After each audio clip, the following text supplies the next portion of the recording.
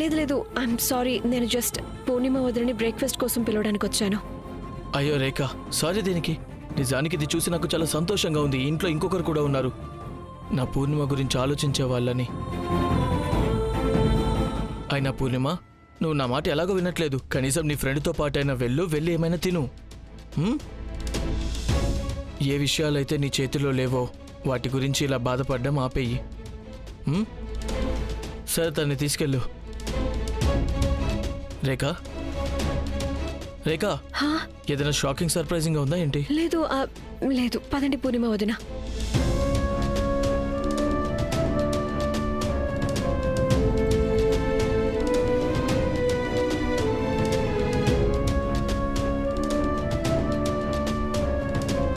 నాకు తెలుసు రేఖ, నీ రిపోర్టర్ మైండ్ మాటి మాటికి నిన్ను ఇదే ప్రశ్న అడుగుతూ ఉండొచ్చు.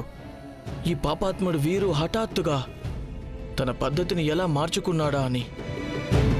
కానీ నిజం ఏంటంటే, నేను చేసిన అతిపెద్ద పాపం ఏదైతే ఉందో దాని ముందు ఈ ప్రేమ ఇంకా దయ చూపించడం చాలా సులువే.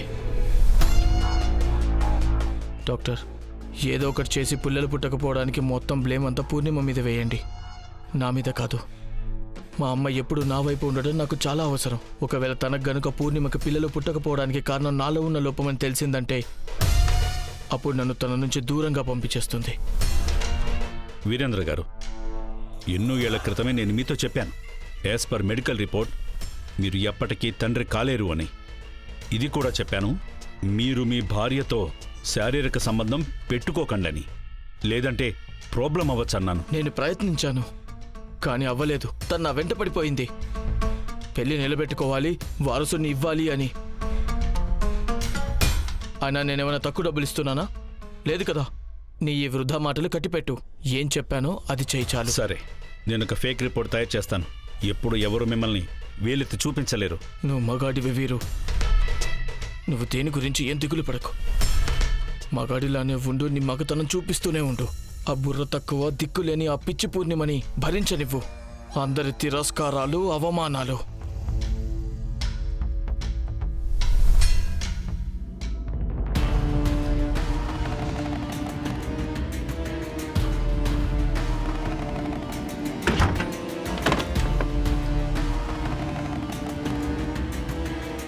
ఈరోజు నేను తెలుసుకుని తీరాలి, నర్మదకి గతం అంత తొందరగా ఎందుకు గుర్తుకొస్తోందో. నేను తన మందులన్నీ మార్చేశానుగా, మరి ఇది ఎలా పాసిబుల్?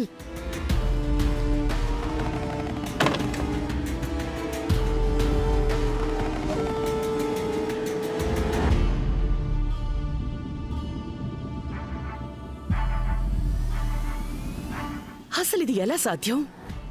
నేను మందులన్నీ మార్చేశాను కదా. ఇవన్నీ సరైనవి, అసలైనవి. ఇదెలా సాధ్యం? శైలజ గారు, మీరేం చేస్తున్నారు?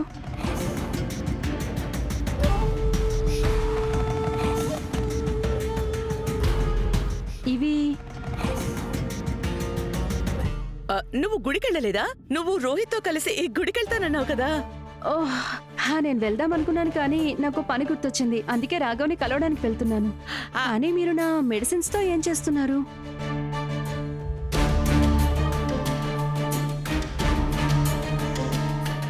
అదా, మా అందరి మందులు కూడా వస్తాయి కదా, అందుకే నేను ఒకసారి లిస్ట్ చెక్ చేసి చూస్తున్నానంతే. నేను చెక్ చేసి చూడ్డానికి వచ్చాను, నీ మందులు ఏమైనా అయిపోయాయేమోనని. అంటే ఒకేసారి లిస్టులు రాసి మెడిసిన్స్ తెప్పించేద్దామని. అదేంటంటే నీ ఆరోగ్యం చాలా మెరుగ్గా కనిపిస్తోంది, అందుకే ఇప్పుడు దీనికి భంగం కలగకుండా ఏ ఛాన్సు నేను తీసుకోలేను. అందుకే కాస్త జాగ్రత్త పడుతున్నాను. మరి చూడు, ఇది కూడా అయిపోయింది, ఇది కూడా అయిపోవస్తోంది. నేను ఒకేసారి లిస్ట్లో రాసి అన్ని తెప్పించేస్తానా? అలాగే రాఘవని నీ దగ్గరికి పంపిస్తాను. వద్దు, నేనే తనని కలుస్తాను. సరే అయితే నేను గుడికి వెళ్ళొస్తాను. గుడికి నువ్వు వెళ్ళినా నేను వెళ్ళినా ఏం తేడా ఉందిలే. మనిద్దరం కూడా భగవంతుణ్ణి ఈ ఇంటి కోసం, ఈ కుటుంబం కోసం వేడుకోబోతున్నాం కదా. నేను మందులు అక్కడ పెట్టేస్తాను. ఇవి నాకు ఇవ్వండి. Thank you.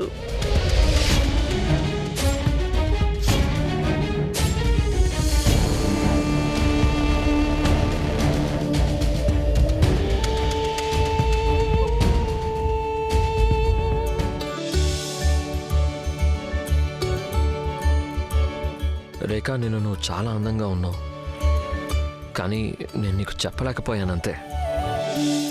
నేను రాఘవ్కి చెప్పి తీరాలి. శైలజ నా రూమ్లో నా మెడిసిన్స్ చూస్తుంది అని. రాఘవ్, అమ్మా రామా. నేనేం డిస్టర్బ్ చేయలేదు కదా? లేదమ్మా, నేను నిన్న పార్టీ ఫొటోస్ని చూస్తున్నాను. అలాగా? రామా కూర్చో. ఏమైంది, ఏమైనా పనుందా? లేదు, అంత ముఖ్యమేం కాదు. అది శైలజ వచ్చింది నన్ను కలవడానికి. అత్తయ్య అందరి గురించి ఆలోచిస్తూనే ఉంటారమ్మా, అందుకే వచ్చి ఉంటారు. హ్మ్. నీకు తెలుసా, అప్పుడప్పుడు ఆవిడ ఆలోచనలు పాతకాలంలో ఉండొచ్చు, కానీ ఆవిడ ప్రేమలో ఎప్పుడు కల్తీ గానీ ద్వేషం గానీ ఉండవు. రాఘవ్ శైలజ గురించి ఇప్పుడు ఏం చెప్పినా వినడు. ఆవిడెప్పుడు నన్ను వీరు బావ ప్రతీక్ల కంటే ఎక్కువ ప్రేమగా చూసుకున్నారు. ఇదిగో చూడు, ఈ ఫోటోలో కూడా చూడు, ఈ వీరు బావ ప్రతీక్ల ఫోటోలు చూడు, ఎప్పట్లాగే ఏడుస్తూ ఉన్నారు. నిజమే, శైలజకి నువ్వంటే చాలా ఇష్టం. అవును. అమ్మా, నువ్వు ఇంకా ఫొటోస్ చూస్తావా? చూపించు. ఇది చూడు, ఈ ఫోటోలో నీ ముఖం అంత సంతోషంగా ఉన్నట్టు లేదు, శైలజతో ఉన్న ఫోటోలో ఉన్నట్టుగా. ఈ ఫోటో చూస్తే ఎలా ఉందో తెలుసా? ఎవరో నీకు 1,00,000 రూపాయలు ఇచ్చినా నేను నవ్వను అన్నట్టు పెట్టావు. రాఘవ్, నాకు తెలుసు రోహిత్ చుట్టుపక్కల ఉండడం వల్ల నువ్వు కంఫర్టబుల్గా ఫీల్ అవ్వట్లేదు. అయినా సరే నువ్వు నీ మాట నిలబెట్టుకున్నావు. ఇంకా రోహిత్ని మనతో పాటు ఉండడానికి తీసుకొచ్చావు. నేను నిన్న పార్టీలో కూడా నోటీస్ చేశాను, నీలో చెలరేగుతున్న తుఫాను. ఆ తుఫాన్ని నువ్వు నీ ముఖంలో కనబడనివ్వట్లేదు. నేను నీకు మాటల్లో చెప్పలేను నేను నీకు ఎంత రుణపడి ఉంటాను. పైగా తెలుసా, ఇప్పుడు నాకు కొన్ని పాత విషయాలు కూడా గుర్తొస్తున్నాయి మెల్లమెల్లగా. అదంతా రేఖ కారణంగానే జరిగిందమ్మా. నేను కేవలం పాట పాడానంతే, మిగిలినవన్నీ ఆ చిన్నప్పటి ప్లే మొత్తం అన్నీ రేఖనే చేసింది. నిజంగా? మరి నువ్వు తనకి థ్యాంక్ యూ చెప్పావా? లేదమ్మా. కానీ మెచ్చుకొని తీరాలి. రేఖ నీ గురించి ఎంత ఆలోచిస్తుందో, తను నీ గురించి ఎంత కేర్ తీసుకుంటుందో, ఇంకా అవి చెప్పడంలో చూపించడంలో రెండింట్లోనూ తను నీకంటే చాలా బెటర్. అమ్మా, నేను కూడా తన కోసం చాలా చేస్తాను. నిజంగానా? అయితే నువ్వు తనకి నీ మనసులో మాట చెప్పావా? ప్రయత్నించానమ్మా, కానీ చెప్పలేకపోయాను. అయితే నువ్వు మళ్ళీ ప్రయత్నించు. చూడు, ఒకవేళ డైరెక్ట్ గా చెప్పలేకపోతే ఏదైనా వీడియో కానీ క్లిప్ కానీ పంపించు. ఈ రోజుల్లో ప్రేమని చెప్పుకుంటే సరిపోదు, చూపించాల్సి వస్తుంది కూడా. మరి నీ ప్రేమను చూపించు. అమ్మా, ఎలా చూపించాలి? తన దగ్గర స్మార్ట్ ఫోన్ కూడా లేదు, తనంత ఓల్డ్ ఫ్యాషన్డ్. అయితే తనకి నువ్వు ఇచ్చేయి. అమ్మా, ఆ ప్రయత్నం కూడా చేశాను, కానీ అందులో కూడా ఫెయిల్ అయిపోయాను. అయితే ఏమైంది? మళ్ళీ ప్రయత్నించు. చూడు, నువ్వు రేఖని నాన్న మాటలు అన్నావు. నువ్వు తనతో చాలా తప్పుగా ప్రవర్తించావు. అయినా సరే తను నీకు దూరంగా ఉండలేకపోయింది. తను ఇప్పుడు కూడా నీతో పాటే ఉంది కదా. దీని అర్థం తను నీతో చాలా డీప్ గా ముడిపడిందని. కమాన్ అమ్మా, నేను మరీ అంత చెడ్డవాడినేం కాదు. కానీ ఇంతకంటే కొంచెం మంచిగా ఉండొచ్చు. సరే, ఇప్పుడు నా కొడుకులా మాట్లాడావు.